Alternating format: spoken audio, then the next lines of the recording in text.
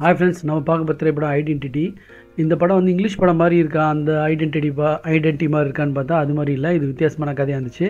இதை டைரக்ட் பண்ணது பார்த்திங்கன்னா அகில் பால், ரைட்டிங் அகில் பால் தான் பண்ணியிருக்காரு. இதில் நடித்தவங்களாம் பார்த்திங்கன்னா த்ரிஷா, டொவினோ தாமஸ், வினய், நிறைய பேர் நடிச்சிருக்காங்க. இந்த படம் வந்து எப்படி இருக்குன்னு கதைக்குள்ளே போயிடலாம். முதல்ல எடுத்தோன்னா ஒரு துணி ஷோரூமில் வந்து ட்ரையல் ரூமில் ஒருத்தன் தெரியாமல் வந்து ஃபோன் வச்சு ரெக்கார்டிங் பண்ணுறான், பொண்ணுங்க ட்ரெஸ் பண்ணுறதுலாம். அதை பார்க்கும்போது அமர் ஃபெலிக்ஸ்ன்றவன் பார்த்திங்கன்னா அவன் வந்து அந்த வீடியோ வச்சு பெண்களெல்லாம் மிரட்டுறான்.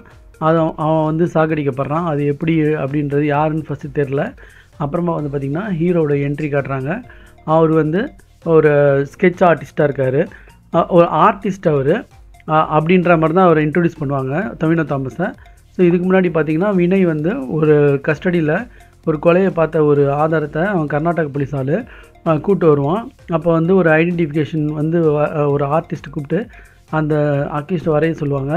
அப்போ வந்து அவன் தப்பாக வரைவான்றதை வந்து அந்த ஹீரோ வந்து பண்ணுவார். ஃபஸ்ட்டு இது மாதிரி தான் ஒரு ஸ்கெட்ச் ஆர்டிஸ்ட்ற மாதிரி தான் போவோம். அப்புறமா அவர் உண்மையிலே யார் அப்படின்ற மாதிரிலாம் வரும். அப்புறம் ஐடென்டிட்டி திருடுறது, அப்புறம் சுமித்ரான்னு ஒரு பொண்ணு லேடி வந்து அதான் மாயா, அவங்களாம் வந்து ஐடென்டிட்டி திருடுறது அப்படிலாம் வரும். அப்புறம் இந்த ஆலன்ற போலீஸ் வந்து, இந்த கர்நாடகா போலீஸ் வந்து எப்படி வில்லனாக மாறுறான் அப்படின்றது தான் படத்தோட கதை. இதுக்கு வந்து ஃபஸ்ட்டு வந்து டொவினோ தாமஸ் இன்டர்வல் கிட்ட வர வரையும் அவர் ஸ்கெட்ச் ஆர்டிஸ்ட் அதை வச்சே ரொம்ப நேரம் இழுத்துட்டாங்க. செகண்ட் ஹாஃப்லாம் வந்து பயங்கரமாக கன்ஃபியூஸ் பண்ணுவாங்க. அதாவது அந்த ஆலன் வந்து சாவடிச்சது, அந்த போலீஸ் ஆஃபீஸர் சாவடிச்சது வந்து ஆலன் இல்லை, ஃபஸ்ட்டு வந்து ஹரன் தான் சொல்லுவாங்க, அதாவது டொவினோ தாமஸ் தான் சொல்லுவாங்க. அப்புறம் பார்த்தா இந்த ஆலன் தான் அப்படி கன்ஃபியூஸ் பண்ணுற மாதிரி அவங்க பாயிண்ட் ஆஃப் வியூவில், ஹீரோயின் பாயிண்ட் ஆஃப் வியூவில் அப்படிலாம் காட்டுவாங்க. அவங்க வந்து ஒரு மெமரி லாஸ் ஆக்சிடெண்ட்டில் மெமரி லாஸ் ஆனவங்க த்ரிஷா.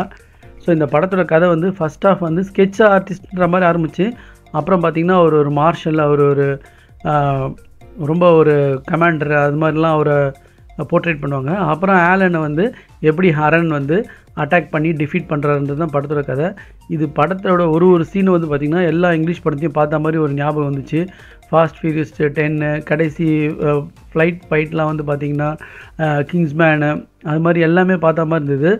இது வந்து ஃபஸ்ட் ஹாஃப் வந்து ரொம்ப ஸ்லோவாகவும், செகண்ட் ஹாஃப் வந்து ரொம்ப ஸ்லோவாக போச்சு. ஆக்ஷன்ஸ் சீக்வன்ஸ் வரா மாதிரி அந்த படம் வந்து ரொம்ப ஸ்லோவாகிடுச்சு. இந்த படத்தோட கதைன்னா ஹரன்ற வில்லனை ஆலன்ற வில்லனை ஹரன் எப்படி சாவடிச்சாருன்றது தான், டிஃபீட் பண்ணாருன்றது தான் படத்தோட கதை. இது ஒரு சிம்பிளான ஒரு ஒன்லைன் எடுத்துக்கின்னு இந்த மாதிரி பண்ணுவாங்க. ஸ்கெட்ச் ஆர்டிஸ்ட்டு, அப்புறம் ஒரு பெரிய ஒரு கமாண்டரு, அப்புறம் ஒரு ப்ரொடெக்டரு, இவர் தான் அப்படி ப்ரொடெக்டர்ன்ற மாதிரி பண்ணுவாங்க.